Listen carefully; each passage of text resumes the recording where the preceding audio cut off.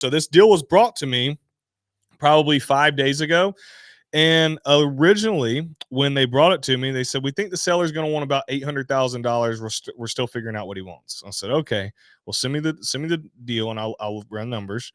Then they come back and they say, he we talked with him. He wants to be around 675K. I said, "Okay, thanks." And I still hadn't done my due diligence, so I sit down and I go through these properties, and we figure out what the ARV is. So what is the after repair value?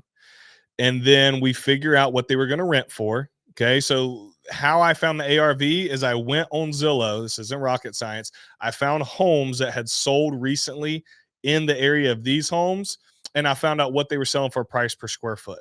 Okay. So it's very easy, right? If I'm looking at if he has, let's say 6 of these properties I'm buying are 3-bed, 2-bath, then I found 3-bed, 2 baths in that area that have recently sold, that have been fixed up, and that told me what the 3-bed, 2 baths that I'm buying from him are going to be worth once they're fixed up, right? And the same thing for 3-bed, 1-bath, 2-bed, 1-bath. We go through the whole thing and we run our comps to figure out, okay, for each individual property in this portfolio, let's figure out what the ARV is going to be. Then we had to figure out what are the rents going to be. Okay, ARV is great for knowing what it's going to be worth, whether we do a refi on the back end or whether we sell it. But in the mid and short, mid, maybe long term, we got to know what can we get for for these properties in rent. Are we going to cash flow? We do not want to buy a property or a portfolio that doesn't make money. And so what I did is I went to our property manager and I sent them the list of the 9 homes, and I said, "Hey, can you tell me what you think these will rent for?" And it was that simple. So when they sent me over the package for these deals, it already told me what the existing rents were, but I wanted to see where could we raise these in the future.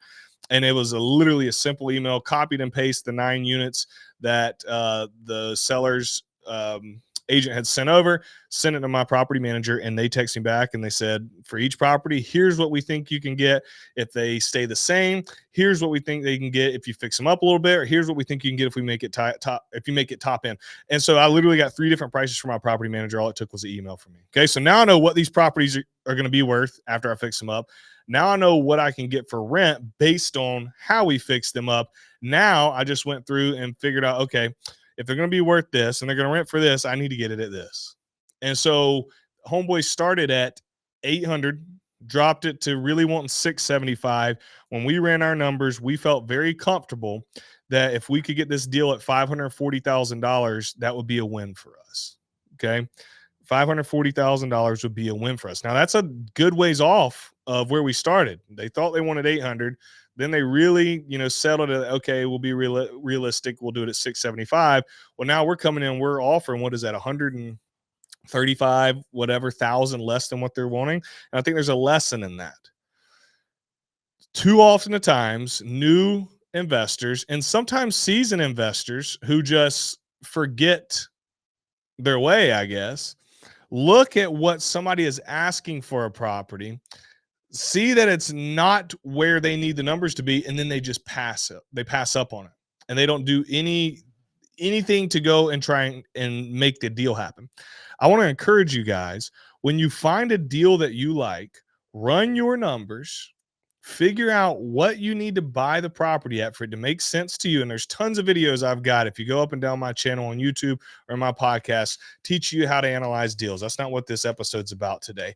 But once you run your numbers, then you shoot your shot and you make your offer based on what your numbers tell you. I don't care if it's $200,000 less than what they're asking. I don't care if it's $1 million less than what they're asking. If you want something, you show them what the offer is and why you offered it. I literally sent these guys.